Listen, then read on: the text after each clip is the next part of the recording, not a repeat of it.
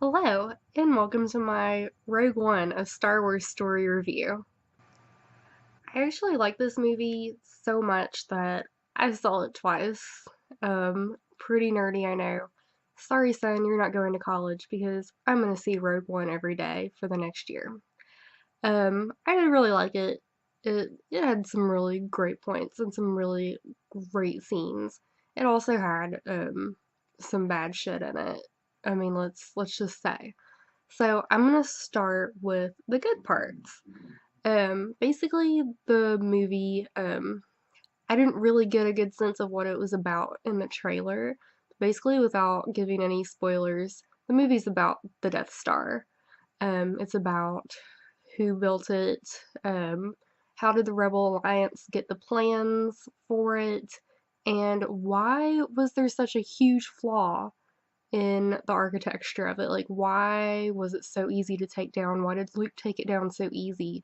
We've been kind of making fun of that for decades, but now we know why in A New Hope Luke shot it right up, blew it right up. So, yeah, questions answered.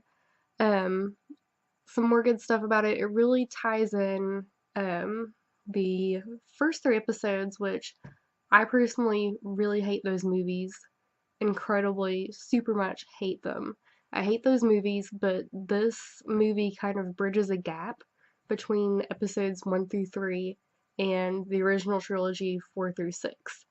So that's good. And you actually get to see some of the same characters again from episodes 1 through 3, but not anyone like really annoying or bad or anything like that. And the second trailer does show Darth Vader in it. So I will talk about Darth Vader's scenes. I don't believe it's a spoiler that he's in the movie if he's in the trailer. So I'm going to talk about Darth Vader. He is awesome. Like, I remember back when I was about, I think it was 12 years old, the first time I saw Star Wars, back before it was called A New Hope. I was 12.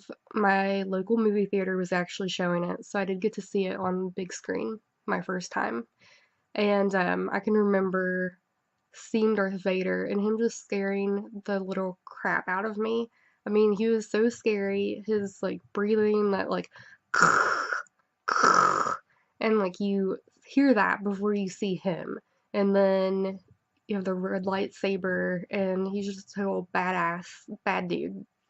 And then, Return of the Jedi, he right before he dies, he becomes good again. And then episodes 1 through 3, he becomes a pod racer champion. He hates sand.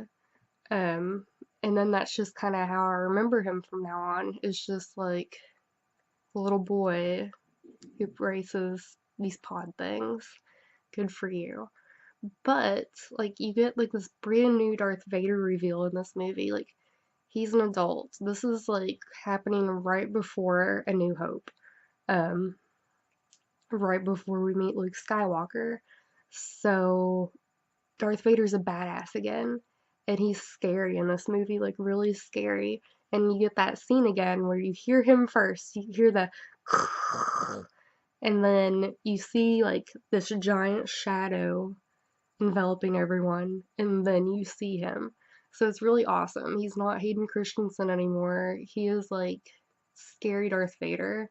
And there's like a scene towards the end where he just like mows down people. Like, he has the lightsaber and he's just kicks major, major ass. And it's awesome.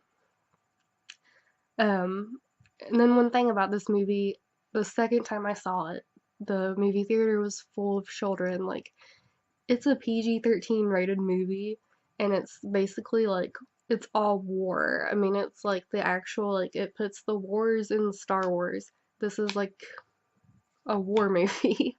I mean, it really is. Um, it's a lot of fighting. It's a lot of people getting blown up. I mean, it's all fighting basically. Um, that being said, like there's a lot of character development. The characters are great. They're still lovable even though you know, they know they're out like on a suicide mission basically. So it's a very serious movie. It's not like Force Awakens where I don't know. Force Awakens is a little lighter mood, I think, than this one. Um, this one is like it's just got a very serious tone to it, which is broken up by my favorite character, who is K2SO. He is the android of this movie, which I love Star Wars androids. I think that they're just the best characters in the movies, but he's nothing like C3PO or R2D2 or BB-8. Um, those are all kind of like, I think, very like light and happy characters. Um, K2SO is hilarious. Like, he is the comic relief of this whole movie, and he's voiced by Alan Tudyk, so you know, like, he's gonna be completely awesome. But K2SO, he's not like that very like gentle, light, happy character like BB-8 is. Really cute. R2D2 is really cute. K2SO is like he's not cute. He's like a repurposed Sith droid. He's a little scary looking, but not too bad. Um, but he's really like funny, like sarcastic funny. He always says exactly what's on his mind. I mean, even though he's like a robot, he's not really thinking, but like he has no filter. He has no kind of like politeness like C3PO would. He's very blunt. Like there's a part in the movie where he says, Jin, I will be with you. Cassian said I had to. So I mean he's really funny. Like it's almost like he was written by Joss Whedon. It's that kind of like it's that kind of like witty humor. Another cool part about this movie is the use of force by people that aren't even Jedi. Around this time in the Star Wars universe, there aren't any Jedi. I mean, they're either killed by Darth Vader or they're in hiding like Obi-Wan Kenobi.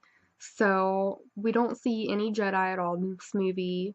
No real Jedi fighting, but all the characters, like the Rebel forces, they do have a healthy respect for the Force and they do believe in it. And maybe some of them are attuned to it a little bit, but that's really cool, and that's something that we could see later in other Star Wars movies or the show, like the animated series of just non-Jedi using the Force as a weapon. Would be kind of cool. The stuff that I didn't like was, I think it had a little bit too much CG characters in it, like Grand Moff Tarkin. I thought it, I mean, obviously that actor has passed away quite a while ago, but, and he does have a very distinctive look to him. You're never gonna find another actor that looks anywhere close to the way he looks. He has a very distinctive, like, sunken in cheeks. No one's ever gonna look like that again. I get it. But I think the use of him was a little too much and it was a little too obvious. I felt like he obviously didn't look like a real person. Um, the way it kind of reminded me of is like in Call of Duty Advanced Warfare, I think it was, where they used Kevin Spacey in it.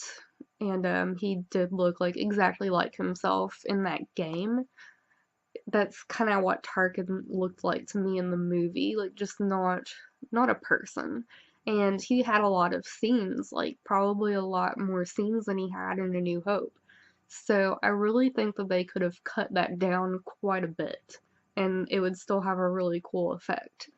Um, there are some other cameos, we'll call it, that I'm not going to talk about because I feel like that's a huge spoiler for the movie, and I wouldn't want to know anyway. Like I figured it out like about halfway point. Someone is mentioned or someone is hinted at, and I was like, oh yeah, we're gonna see them.